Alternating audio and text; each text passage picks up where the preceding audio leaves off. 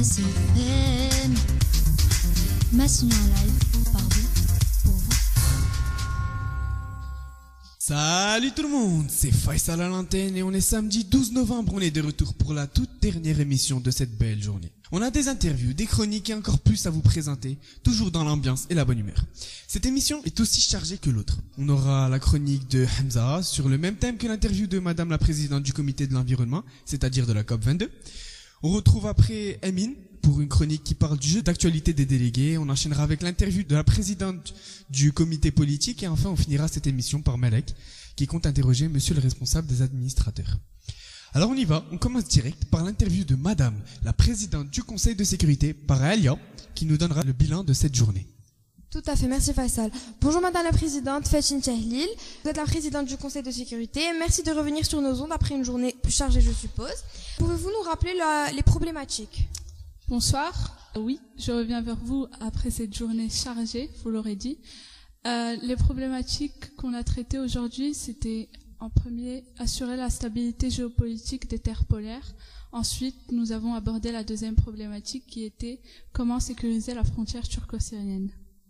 Ce matin, vous nous aviez expliqué votre rôle et vous nous avez parlé de vos attentes de la Commission. Où en sommes-nous? Alors, ce soir, je peux dire que je suis très très satisfaite du travail qui a été fourni par les délégués et aussi par les administrateurs ainsi que la présidence, puisqu'on a réussi aujourd'hui à finir 2 projets de résolution finale qui sont composés, le premier de 6 clauses et le deuxième est composé de 3 clauses. Y a-t-il des choses qui ont avancé ou des choses qui ont même bloqué? Alors, comme dans chaque débat des MIUN, il y a eu bien sûr des petits blocages de la part de certains délégués qui n'étaient pas très d'accord. On a eu par exemple le délégué russe qui a décidé de poser son droit de veto sur un projet de résolution finale. Mais heureusement, tous les autres délégués ont réussi à se mettre d'accord et c'est passé finalement. Vous nous avez parlé de clauses. Pouvez-vous nous dire quelles sont-elles? Alors, une des clauses qui a retenu mon attention serait celle concernant l'État islamique et donc l'intervention de la coalition internationale. Il y a eu une clause qui a proposé d'intégrer la Russie dans la coalition internationale et elle a été acceptée par tous les autres délégués, ce qui m'a assez surpris, mais heureusement que les délégués ont trouvé un terrain d'entente, puisqu'il est nécessaire de combattre l'État islamique pour sécuriser la frontière turco-syrienne. Merci Madame la Présidente et à très bientôt. Merci. Merci encore Madame la présidente du conseil de sécurité, je le rappelle. Et maintenant on y va direct avec Hamza. Alors parlons un peu de la COP.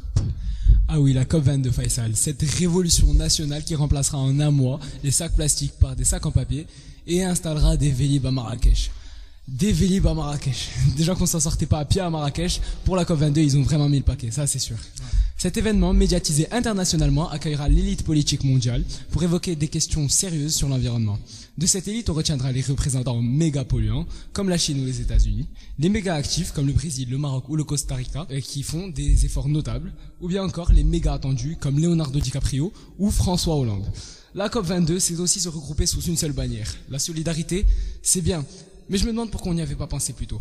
Après, dans les prochains jours, c'est juste un peu le futur de la planète qui va se jouer. Mais faut se détendre. Les Mayas s'étaient trompés, avec un peu de chance, nous aussi. Sauf que la montée des eaux se fait oublier beaucoup moins vite que leur calendrier. Il faut quand même souligner tous les efforts faits par les coopératives internationales. Et avec un peu de chance, à l'issue de la COP22, on pourra même garder les vélos. Merci de m'avoir écouté. Merci Hamza, super. Alors on enchaîne avec l'interview de Madame la présidente du comité de l'environnement. Malek, on t'écoute. Oui, donc j'ai à mes côtés Madame la présidente du comité de l'environnement, Selma Oujid. Bonsoir Madame la présidente, merci de m'accorder votre temps. Bonsoir. Quelle est la fonction du comité de l'environnement au sein des MIUN? Au sein des MIUN, le comité de l'environnement, l'AG2 cette année, va représenter la conférence COP22, la conférence des parties.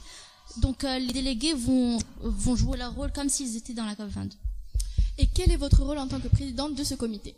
Mon rôle en tant que présidente, c'est de gérer les débats, de donner la parole, mais aussi de faire en sorte que les présidents ne sortent pas de leurs débats et de les guider dans leurs résolutions et dans leurs réponses à la problématique. Et en vue des problèmes environnementaux mondiaux, quelles problématiques sont abordées aujourd'hui? Parce qu'il me semble que vous abordez différentes problématiques chaque jour. Pouvez-vous les expliquer à nos auditeurs? Les deux problématiques que nous avons abordées sont la problématique de l'énergie. On a essayé, grâce à nos résolutions, de donner un accès universel à des énergies fiables et à un coût abordable. Et la deuxième résolution, c'est pour la température. Avec les accords de Paris, la hausse de la température a été limitée à 2 degrés. Donc on a essayé de trouver les mesures concrètes pour ne pas dépasser ce seuil de 2 degrés. Vous m'avez parlé des problématiques, donc évidemment il y a des débats. Et comment se passent ces débats en général? Je peux parler que de mon comité. Ils ont été très fructueux. Tous les délégués étaient vraiment très impliqués dans leurs débats. C'est sûr qu'il y a eu quelques conflits, surtout entre les pays les plus pollueurs et les pays les plus éco-responsables.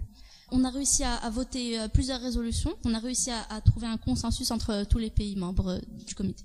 Et qu'attendez-vous de ces débats pour cette semaine? Je m'attends à ce que les pays, enfin les représentants de chaque pays puissent, comme les délégués de mon comité, atteindre un consensus pour pouvoir atteindre l'objectif qui a été posé par la COP21. Vous avez parlé de la COP22. Celle-ci se déroule à Marrakech cette année 2016. Et en tant que présidente du comité de l'environnement, quel est votre ressenti? La COP22 est un événement très important, autant dans le monde de la diplomatie que dans le monde de l'environnement. Donc pour moi, c'est vraiment une grande fierté que cette COP se déroule au Maroc. Et je suis vraiment très contente que le Maroc s'implique autant dans la lutte contre l'environnement. Et j'espère que les débats vont être fructueux au cours de cette semaine. Bien, merci beaucoup madame pour cette interview et bon courage pour la suite. Merci. Merci madame la présidente du conseil de comité de l'environnement. Place maintenant à Emine. Alors Emine, tu comptes nous parler du jeu d'actualité des délégués, c'est bien ça? Non, plus précisément le jeu d'acteurs. Alors, bienvenue au théâtre, mes chers collègues. Ne cherchez pas, hein, il n'y a que des masques ici. Les acteurs vivent, sentent et incarnent leur rôle. Héros et anti-héros dans la fatalité du combat. Évidemment, la scène a ses codes, ses mimiques et ses petites formules qui donnent ce côté suave et disciplinaire. Clamer et s'exclamer, force du discours, de la diction, les intérêts du client sont à défendre. Et oui, nos délégués sont avant tout des avocats. Peu importe le pays, ces traits sont adoptés et même défendus. Le personnage prend vie. Dans ce théâtre de l'absurde et de la compréhension, les avis sont mitigés, passant, pour le terrorisme par exemple, d'une réintégration peace and love à un arsenal sécuritaire et autoritaire. Mais les valeurs ici ne sont pas sujets à débat. Le but de nos acteurs, convaincre. Convaincre dans les moments vacillants, convaincre dans les moments éclairés, dans les bagarres insoutenables. Le monde reste à changer, certes, mais un monde de scène. Merci Emine. Parfait, maintenant on y va. On continue avec l'interview présentée par Alia. Alia qui va interroger madame la présidente du comité politique. Tout à fait Faisal, merci.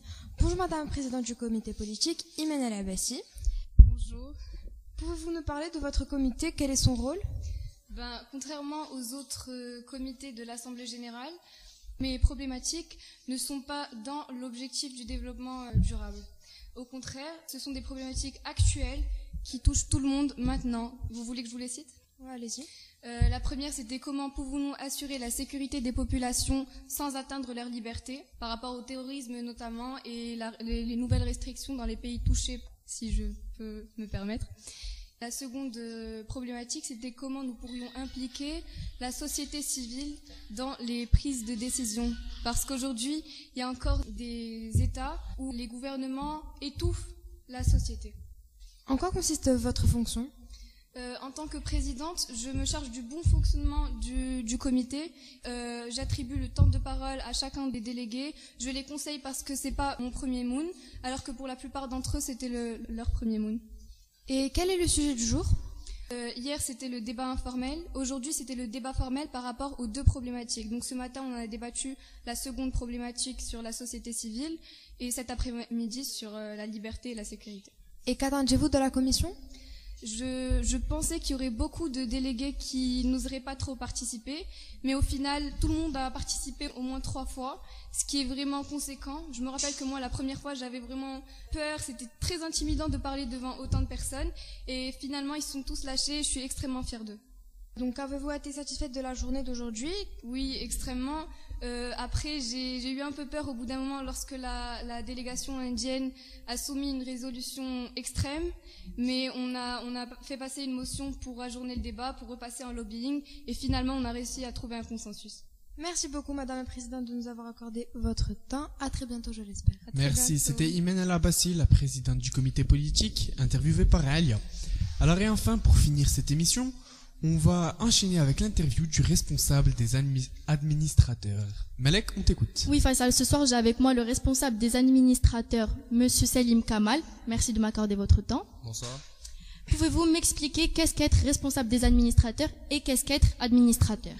Alors, je vais commencer par les administrateurs. Oui. Dans cette conférence, il y a bon nombre de comités, avec chacun un président. Vous en avez reçu beaucoup ici.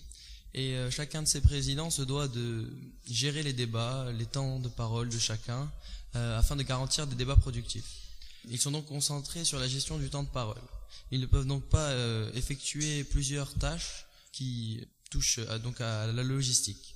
Il va s'agir de faire passer les messages dans les comités, pendant les débats formels. Il va s'agir, après la cérémonie d'ouverture, d'amener les délégués dans leur comité, faire passer des informations, etc. Et donc mon rôle, c'est de les coordonner. En tant que membre du staff, je me dois aussi de participer dès qu'on a des problèmes à régler. C'est beaucoup d'organisation. À propos des administrateurs? Alors, comme je l'ai dit, ils assistent les présidents en effectuant plusieurs tâches, notamment logistiques, que les présidents n'ont pas le temps de faire. Et combien sont-ils à peu près? Ils sont une vingtaine, ils sont 19 pour être exact. Et pourquoi avoir occupé ce poste et pas un autre? J'ai fait déjà 2 moons au titre de délégué. Et lorsque l'occasion s'est présentée d'en organiser un ici à Massignon, je me suis dit que le plus intéressant, ce serait de faire partie de l'organisation. Et en discutant avec les autres organisateurs, j'ai trouvé ce poste-là qui m'a satisfait. Donc il me semble que vous voyagez beaucoup entre les différents comités. Lequel préférez-vous? Ça va être lors de mes 2 moons que j'ai fait à l'étranger. J'étais au conseil de sécurité. Ça a toujours été le comité que j'ai préféré, et donc c'est celui que je préfère encore aujourd'hui. Donc il me semble que vous êtes un observateur. Comment percevez-vous les moons et comment percevez-vous les différents comités, les différents débats?